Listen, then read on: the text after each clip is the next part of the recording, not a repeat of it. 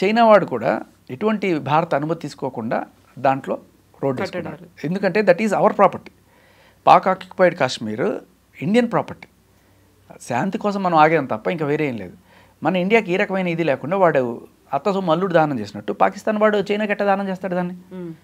So what ever situation may come అది మనం తీసుకోవాల్సిన పార్ట్. ఇలాంటివి కొన్ని స్ట్రాటజిక్ పాయింట్స్ కూడా ఉన్నాయి. ఇప్పుడు వీళ్ళు కాశ్మీర్ వాళ్ళు ఆజాద్ కాశ్మీర్ అంటారు. ఇప్పుడు ఈ సోన్మార్గ్, గుల్మార్గ్, ఈ గుల్మార్గ్ ఉంది కదా, మీరు గుల్మార్గ్ మీరు వెళ్ళి అని చెప్పారు కదా, ఆ గుల్మార్గ్కి కరెక్ట్గా జస్ట్ మీకు ఆ స్నో నుంచే కనబడుతుంటుంది పాకిస్తాన్ వాళ్ళ అవుట్ పోస్ట్. సో ఆ బార్డర్ ఏదైతే ఉందో దాన్ని దాటంగానే మీకు ఆజాద్ కాశ్మీర్ అనమాట. అవంతా కూడా ఇది కొంచెం చిన్న పార్ట్ కంపేర్ చేస్తే గిల్గిట్ బల్టిస్తాన్కి. బట్ ఈ పార్ట్లో కూడా మనం కొన్ని తీసుకోవడం వల్ల చాలా రూట్స్ భారతదేశంలో వందల కిలోమీటర్ల దూరం దగ్గర అయిపోద్ది మనకి. కొన్ని చాలా ఇంపార్టెంట్ కీలకమైన ప్రదేశాలని. సో ఫస్ట్ ఆఫ్ ఆల్ చాలా కీలకమైన టార్గెట్స్ని మన వాళ్ళు లాస్ట్ టైం కూడా వార్లో తీసుకున్నారు. కానీ తర్వాత శాంతి సంతోషం అని చెప్పి ఇచ్చేయడం అనేది జరుగుతుంటుంది. నెహ్రూ గారు కావచ్చు, ఆయన కూతురుగా ఇందిరాగాంధీ కావచ్చు, ఇద్దరు కూడా ఆల్మోస్ట్ తీసుకున్నట్టే తీసుకొని. నెహ్రూ గారు చేసిన పని ఏంటి, కాశ్మీర్ మనకు రాసి ఇచ్చేసాడు ఆ రాజు, తీసుకోండి అని చెప్పి. హరి సింగే రాసి ఇచ్చేసినప్పుడు కాశ్మీర్ మొత్తం మంది కదా, కొంచెం కొట్టి ఇంకా చాలా ఆపేయండి శాంతి శాంతి అని చెప్పి ఆయన వెళ్ళిపోయాడు. ఆ దెబ్బతో అప్పటి నుంచి ఇప్పటిదాకా రావణ కష్టంలాగా మండుతూనే ఉంది. అదేదో మొత్తం ఒకటేసారి తీసుకొని ఉంటే అయిపోయి ఉండేది కదా. అలాగే 1971 వార్లో మనం గెలిచినప్పుడు అక్కడ ఈ పర్టికులర్ పార్ట్స్ ఏవైతే ఉన్నాయో అవన్నీ కూడా మనం స్వాధీనం చేసుకున్నాం. తర్వాత మళ్ళీ శాంతి శాంతి అని చెప్పి మళ్ళీ తిరిగి వాళ్ళకి ఇచ్చేయడం జరిగింది. బట్ కొన్ని స్ట్రాటజిక్గా మన మిలిటరీ వాడు అట్టబట్టేసుకున్నారు.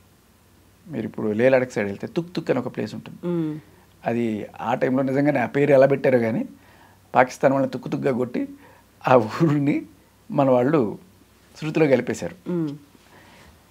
సో ఇలా ఫస్ట్ టార్గెట్లు పెట్టుకున్న తర్వాత ఈసారి మాత్రం తిరిగి ఇచ్చే ప్రసక్తే లేదు.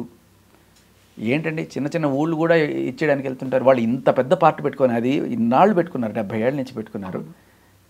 ఎవడు అడగట్లేదు కదా అని చెప్పి అరాచకం చేస్తున్నారు. ఇప్పుడు ఒకడు వచ్చాడు మోడీ, గట్టిగా ఇస్తాడు, ఖచ్చితంగా ఈసారి మాత్రం అవి తీసుకొని తీరాల్సిందే అనేది అందరి కోరిక. అండ్ టెర్రరిస్టులకి పడే శిక్ష అది అఫ్కోర్స్ వాళ్ళని వాళ్ళు కనుక దొరికితే వాడికి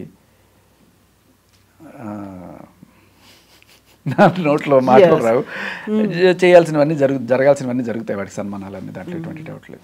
దేశం మీద ఎంత అయితే విద్వేషాన్ని రెచ్చగొడుతున్నారో ఇంకో రకంగా మతపరంగా ఒక మౌఢ్యాన్ని ఇంత చేసి ఇంతమందిని చంపండి, జన్నత్ మీకోసం ఎదురు చూస్తుంది, అక్కడ ఇంతమంది వీళ్ళు మీకోసం ఉంటారు అనేటువంటి వాదన అంత మూఢంగా కూడా ఎలా నమ్ముతున్నారు అనేది. ఒరే పిచ్చోడా, జన్నత్తేరా నువ్వు ఉన్నది, కాశ్మీర్ అంటేనే జన్నత్ రా, అది ఎప్పుడు రా తెలుసుకుంటావు నువ్వు, భూతల స్వర్గం అది, మళ్ళీ దాన్ని సపరేట్గా ఇది కాదు ఇంకో జన్నత్ ఉంటుందని చెప్పి ఎక్కడ పోతావు, కెఫన్లోకి పోతావు, సమాధి తప్ప ఇంక ఏమీ లేదు అక్కడ. సో వాళ్ళకి లేనిపోని ఇవన్నీ చెప్పి ఇది చేస్తారు పాపం, వాళ్ళు బ్రెయిన్ వాష్ చేసి వాళ్ళని చేస్తారు. కానీ I think the trend has changed ఇప్పుడు. ఎందుకంటే at the end of the day ఎంత ఇది చేసినా ఇవన్నీ చేసి అంటే యూత్లో ఒక 14 ఏళ్ళ 15 పిల్లవాడికి ఇవి చెప్తే వాడు ఏదైనా రెచ్చిపోవచ్చు. కానీ ఆ చెప్పే ఒక 30-35 ఏళ్ళ వాడు ఎవడైతే ఉంటాడో వాడు ఖచ్చితంగా డబ్బులు ఎక్స్పెక్ట్ చేస్తాడు వాడికి. ఎందుకంటే వాడికి ఒక ఫ్యామిలీ ఉంటుంది, వాడు రిక్రూట్ చేసుకోవాలి కూడా వాడికి డబ్బులు ఉంటేనే జరుగుతుంది. ఎప్పుడైతే డబ్బులు కట్ అయిపోతాయో వాడు ఇది ఆపేస్తాడు. సో అది అమెరికా ఆపేసింది. ఇప్పుడు మనకు వైపే ఉన్నాము అని చెప్తోంది. ఇప్పుడు మహా అయితే ఇంకేమన్నా సపోర్ట్ ఏమన్నా ఉందంటే చైనా దగ్గర నుంచి రావాలి. చైనా ఐ డోంట్ థింక్ అంత సీరియస్ తీసుకోవట్లేదు దీన్ని. ఈవెన్ తాలిబాన్లు కూడా వ్యతిరేకించారు, మొన్న జరిగిందని ఖండించారు. చైనా వాడి ఇంట్రెస్ట్ ఒకటే ఏంటంటే ఈ సీపెక్ని ప్రొటెక్ట్ చేసుకోవడం. దానికోసం వాడు ఏదన్నా చేయొచ్చు.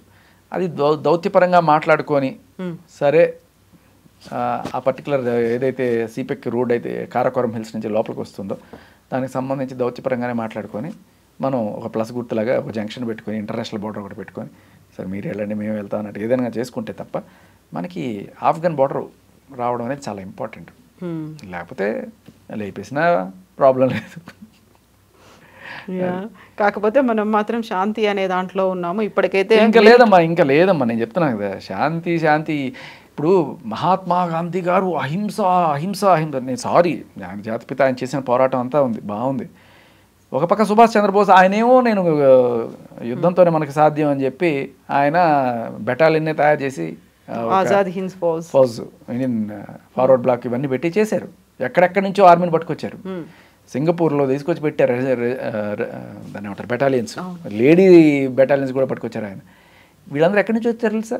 రెండో ప్రపంచ యుద్ధానికి బ్రిటిష్ వాళ్ళు పంపించిన మన సైన్యం వాళ్ళకి యుద్ధ ఖైదీలుగా పట్టుబడితే జర్మనీలో హిట్లర్తో మాట్లాడి ఆ పట్టుబడ్డ సైన్యాన్ని ఇండియన్స్ని విడిపించుకొని వీళ్ళు పంపించండి, వీళ్ళని మేము యూజ్ చేసుకుంటాం, మేము బ్రిటిష్ వాళ్ళకి అగ్నెస్ట్గా, మీరు బ్రిటిష్ వాళ్ళకి అగ్నెస్టే, మేము బ్రిటిష్ వాళ్ళకి అగ్నెస్టే, నేను వీళ్ళని బ్రెయిన్ వాష్ చేసి నేను వీళ్ళకి అగ్నెస్ట్గా వాడతా అని చెప్పి వాళ్ళందరినీ విడిపించుకొని తీసుకొచ్చాడు ఆయన. అలా ఒక పెద్ద సముద్రం అంత ఆర్మీనే తయారు చేశాడు ఆయన.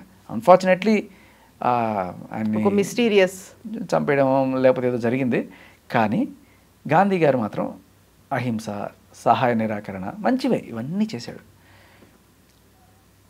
సుభాష్ చంద్రబోస్ చేసిన ఆ పని వల్ల మేబీ ఇటు సైడు జపాన్ వాళ్ళు వస్తున్న టైంలో కొంతమంది ఇటు సైడ్ నుంచి మన వాళ్ళు జపాన్ వాళ్ళతో కలిసి బ్రిటిష్ వాళ్ళ మీద దాడి చేసినప్పుడు కొంతమంది క్యాజువాలిటీస్ అన్నీ జరుగుంటాయి. మహా అయితే ఒక 100 మంది 50 మంది అలా.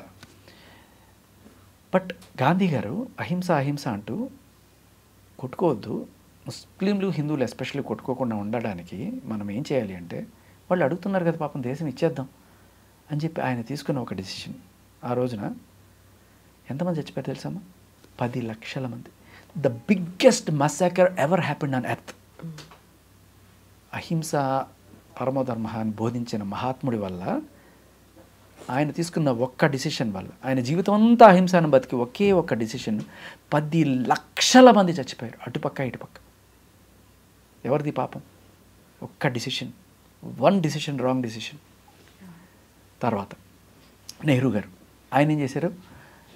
కాశ్మీర్ తీసుకోవాల్సి వచ్చినప్పుడు తీసుకోకుండా అక్కడ ఆపేసి దీన్ని ఐక్యరాజ్య సమితికి తీసుకెళ్ళి అక్కడి నుంచి ఇక్కడికి ఆపేద్దాం అన్నప్పుడు అక్కడి నుంచి మొదలుపెట్టి 70 ఏళ్ల పాటు 70 సాల్ అంటారు హిందీలో, 70 సాల్ కా పత్తర్బాజీ చల్లరా, రాళ్లతో కొట్టడం, సైనికుల్ని ఇది చేయడం, ఏదో రకంగా నడుస్తూనే ఉంది. 3 యుద్ధాలు జరిగినాయి, 4 యుద్ధాలు కాశ్మీర్ తోటి.